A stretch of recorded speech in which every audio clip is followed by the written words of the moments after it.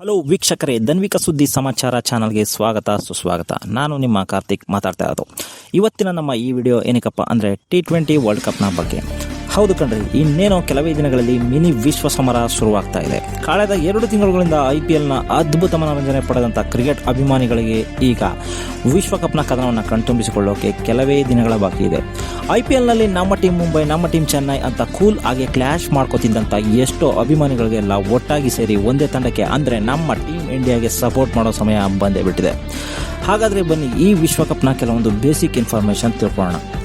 ಮೊದಲನೇ ಇಂಪಾರ್ಟೆಂಟ್ ವಿಚಾರ ಏನಪ್ಪ ಅಂತಂದರೆ ಆತಿಥ್ಯ. ಹೌದು, ಈ ಸಲ T20 ವಿಶ್ವಕಪ್ನ ಆತಿಥ್ಯವನ್ನು ವಿಶ್ವದ ದೊಡ್ಡಣ್ಣ ಅಮೆರಿಕ ಹಾಗೂ ವೆಸ್ಟ್ ಇಂಡೀಸ್ ತಂಡಗಳು ವಹಿಸಿಕೊಂಡಿವೆ.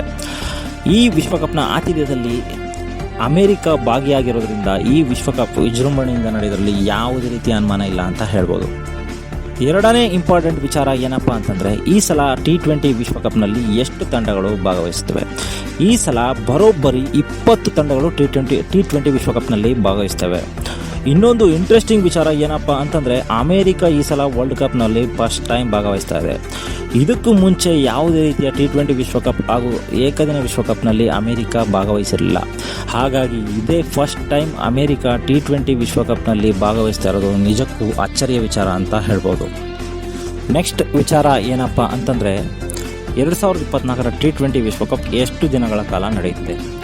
ಈ ವಿಶ್ವಕಪ್ ಒಟ್ಟು 29 ದಿನಗಳ ಕಾಲ ನಡೆಯುತ್ತೆ. ಅಂದರೆ ಜೂನ್ 1ಗೆ ಸ್ಟಾರ್ಟ್ ಆಗುವಂಥ ಈ ವರ್ಲ್ಡ್ ಕಪ್ ಜೂನ್ 29ಕ್ಕೆ ಮುಕ್ತಾಯಗೊಳ್ಳುತ್ತೆ.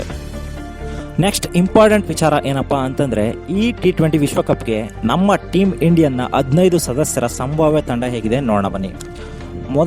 ಮೊದಲನೇದಾಗಿ ನಾಯಕ ರೋಹಿತ್ ಶರ್ಮಾ ಮತ್ತು SSB ಜೈಸ್ವಾಲ್ ಆರಂಭಿಕರಾಗಿ ಕಣಕ್ಕಿಳಿದ್ರೆ, ಫಸ್ಟ್ ಡೌನ್ ಬ್ಯಾಟರ್ ಆಗಿ ರನ್ ಮಷಿನ್ ವಿರಾಟ್ ಕೊಹ್ಲಿ ಅವರು ಕಾಣಿಸ್ಕೊಳ್ತಾ ಇದ್ದಾರೆ. ಮತ್ತು ಸೆಕೆಂಡ್ ಡೌನಲ್ಲಿ ಸ್ಕೈ ಸೂರ್ಯಕುಮಾರ್ ಯಾದವ್ ಅವರು ಕಾಣಿಸ್ಕೊಳ್ತಾ ಇದ್ದಾರೆ. ಇವರು ವಿಶ್ವ ನಂಬರ್ 1 T20 ಬ್ಯಾಟರ್ ಅಂತಲೇ ಹೇಳ್ಬೋದು.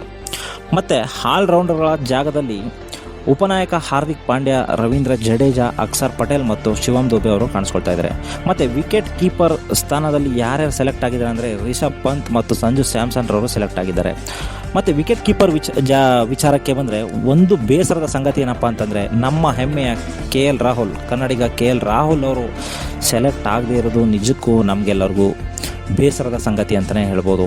ಈ ಒಂದು ವಿಚಾರ ನನಗಂತೂ ತುಂಬ ಬೇಸರವನ್ನುಂಟು ಮಾಡಿದೆ. ಹಾಗೂ ನಿಮಗೆಲ್ಲ ಯಾರ್ಯಾರಿಗೆ ಬೇಸರವನ್ನುಂಟು ಮಾಡಿದೆ ಅವರೆಲ್ಲ ಕಮೆಂಟ್ ಬಾಕ್ಸ್ನಲ್ಲಿ ತಮ್ಮ ಅನಿಸಿಕೆಯನ್ನು ತಿಳಿಸ್ಬೋದು.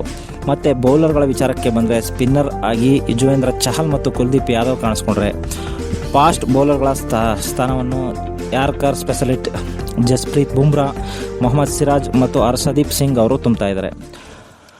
ಮತ್ತು ನಮ್ಮ ಟೀಮ್ ಇಂಡಿಯಾ ಲೀಗ್ ಹಂತದಲ್ಲಿ ಯಾರ ವಿರುದ್ಧ ಪಂದ್ಯಗಳನ್ನು ಆಡ್ತಾ ಇದ್ದಾರೆ ಅಂತ ನೋಡೋದಾದರೆ, ಮೊದಲನಿಗೆ ಜೂನ್ 5ಕ್ಕೆ ನ್ಯೂಯಾರ್ಕ್ನಲ್ಲಿ ಐರ್ಲೆಂಡ್ ವಿರುದ್ಧ ತನ್ನ ಪ್ರಥಮ ಪಂದ್ಯವನ್ನು ಆಡ್ತಾ ಇದೆ.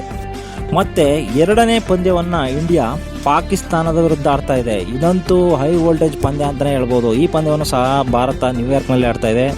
ಈ ಪಂದ್ಯ ಜೂನ್ 9ರಂದು ನಡೀತಾ ಇದೆ. ಹಾಗಾಗಿ ಎಲ್ಲ ಕ್ರಿಕೆಟ್ ಅಭಿಮಾನಿಗಳು ತಮ್ಮ ಕ್ಯಾಲೆಂಡರ್ನಲ್ಲಿ ಜೂನ್ 9 ಡೇಟನ್ನು ಟಿಕ್ ಮಾಡ್ಕೊಳ್ಳಿ. ಏಕೆಂದರೆ ಇದೊಂದು ನಿಜಕ್ಕೂ ಹೈ ವೋಲ್ಟೇಜ್ ಪಂದ್ಯ ಅಂತಲೇ ಹೇಳ್ಬೋದು.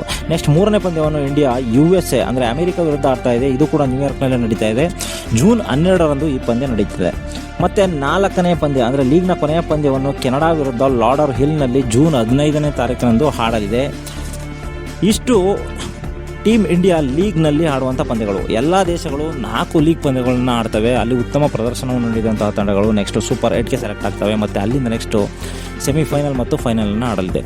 ಒಟ್ಟಾರೆಯಾಗಿ ಈ ಸಲ ಬಲಿಷ್ಠ ತಂಡದೊಂದಿಗೆ ಕಣಕ್ಕಿಳಿತಿರೋ ನಮ್ಮ ಟೀಮ್ ಇಂಡಿಯಾ ವಿಶ್ವಕಪ್ಪನ್ನು ಗೆದ್ದು ಎರಡನೇ ಸಲ ಚಾಂಪಿಯನ್ ಆಗಿ ಹೊರಹೊಮ್ಮಲಿ ಅಂತ ನಾನು ಈ ಮೂಲಕ ಟೀಮ್ ಇಂಡಿಯಾಗೆ ಆಲ್ ದ ಬೆಸ್ಟ್ ಹೇಳ್ತೀನಿ. ಹಾಗೆ ನೀವು ಕೂಡ ಟೀಮ್ ಇಂಡಿಯಾಗೆ ಆಲ್ ದ ಬೆಸ್ಟ್ ಹೇಳೋದಾದರೆ ಕಮೆಂಟ್ ಬಾಕ್ಸ್ನಲ್ಲಿ ನಿಮ್ಮ ಅನಿಸಿಕೆಯನ್ನು ತಿಳಿಸಿ.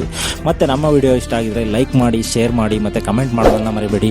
ಹಾಗೂ ನಮ್ಮ ಚಾನಲನ್ನು ಸಬ್ಸ್ಕ್ರೈಬ್ ಮಾಡೋದನ್ನು ಮರಿಬೇಡಿ ಮತ್ತು ಬೆಲ್ ಬಟನನ್ನು ಒತ್ತಿ ಅಂತ ಹೇಳ್ತಾ ನನ್ನ ಈ ವಿಡಿಯೋನ ಮುಗಿಸ್ತಾ ಇದ್ದೀನಿ. ಧನ್ಯವಾದಗಳು.